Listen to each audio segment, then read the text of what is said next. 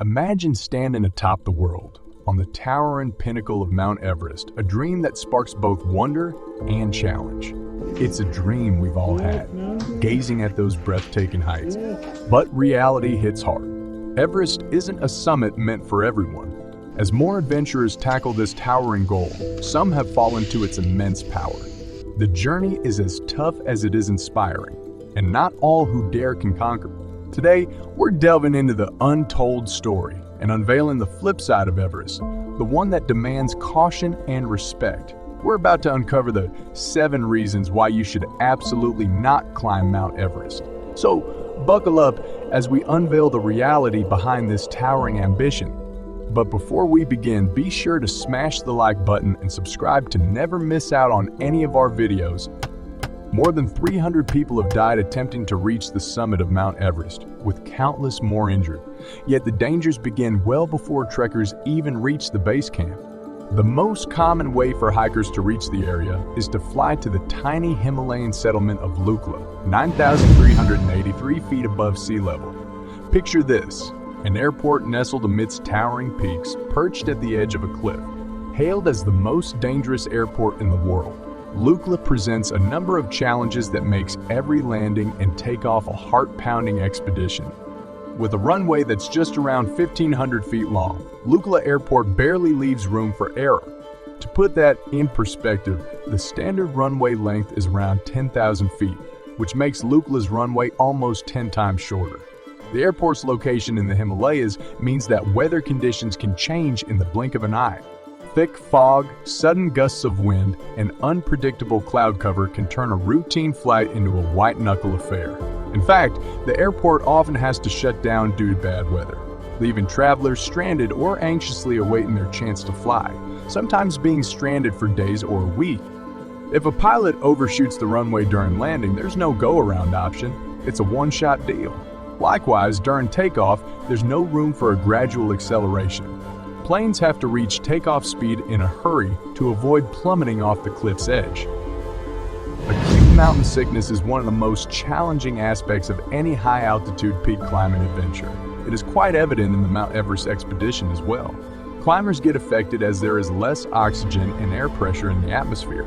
After a certain point, most climbers will require supplementary oxygen to move ahead on the route. Therefore, climbers will acclimatize for a long duration in the base camp. The upper reaches of the mountain are in the death zone, a mountaineering term for altitudes above a certain point, around 8,000 meters where the oxygen pressure level is not sufficient to sustain human life. Everest climbers can face life-threatening health risks if altitude sickness isn't treated in time, as altitude sickness can progress to more severe forms, including high-altitude pulmonary edema and high-altitude cerebral edema. This can result in a foggy mind, loss of thinking ability, and incur permanent brain damage. The organs in your body literally start to shut down in this altitude and temperature, which brings us to our third point. Climbers on Everest must be well prepared for frigid temperatures and strong winds. The temperature at the higher altitude in the Everest region is extremely freezing at all times. It decreases by 0.65 degrees Celsius per every 100 meters you move up in your expedition. At the Mount Everest summit, the temperature will be around negative 57 degrees Celsius, which equals negative 76 degrees Fahrenheit. Imagine that! Even water freezes once you go below 0 degrees Celsius. If you add various other factors like the harsh winds and snowstorms, which easily have a speed of above 100 miles per hour and can knock climbers off the mountain, the expedition gets even more challenging. Nighttime temperature is colder in the region. Plus, during daytime, the harsh rays of the sun reflected from the snowy mountains will cause another brutal challenge to the climbers, as it can lead to permanent blindness in your eye. The climbers absolutely must wear layers of warm clothes and use proper gears that are ideal for mountaineering, including polarized sunglasses. The Kumbu Icefall is the most dangerous icefall in the world. It is formed by the Kumbu Glacier and is another challenge en route to the Everest summit. Crossing the Kumbu Icefall is so dangerous that even extensive rope and ladder networks installed by the Sherpas cannot prevent loss of life. The official Himalayan database has recorded over 44 deaths in the icefall. The main reason for its danger is that glaciers are not static. They're constantly moving. The Kumbu Glacier sometimes moves as much as 3 feet per day. This movement can cause crevasses to form in the glacier's surface.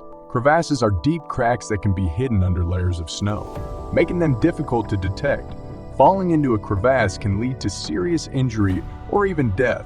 The movement in the icefall sometimes also triggers avalanches, which is what happened in 2014 at 6:30 a.m.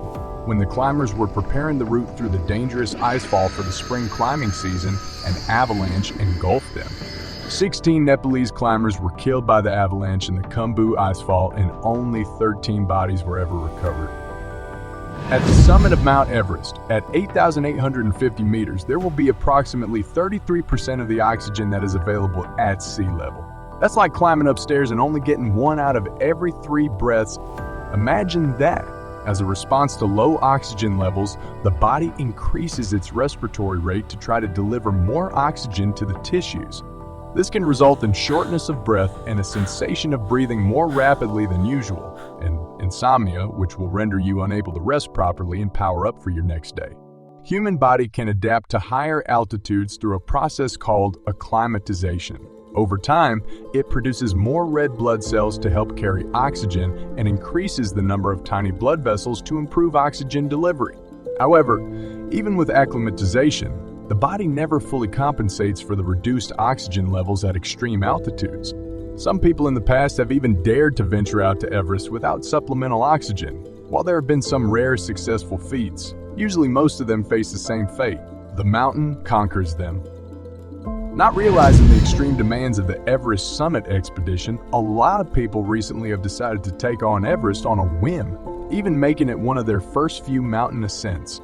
Around 800 to 1,000 people attempt to climb Everest each year. And be advised, there are only certain days and hours during the entire season to actually seize the opportunity and head for the summit. Because of inexperienced people joining the expedition, it has increased the foot traffic along the route, increasing the wait time for all the climbers, which exacerbates the situation for everyone, as there is only a limited time window to make the ascent to the summit and return before the elements overtake you in the death zone. Back in the past, some people had even attempted solo climbing up Everest, which has now been strictly restricted by the Nepalese government, as it raises safety concerns not only for the individual, but for the entire mountain climbing community there.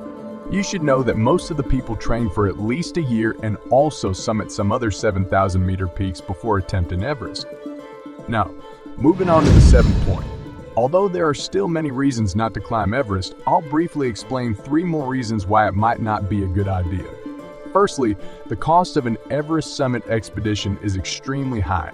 On average, it takes around $45,000 to cover permits, equipment, guides, and other expenses for a single person. Recently, Nepal's government has even planned to raise just the climbing fee to about $15,000 per person. Nepal, where the Himalayas are located, is prone to earthquakes. About every 10 years, a strong earthquake occurs in the Himalayan region. This leads to avalanches and creates dangerous crevasses in the icy areas, posing a significant threat to climbers heading towards the summit.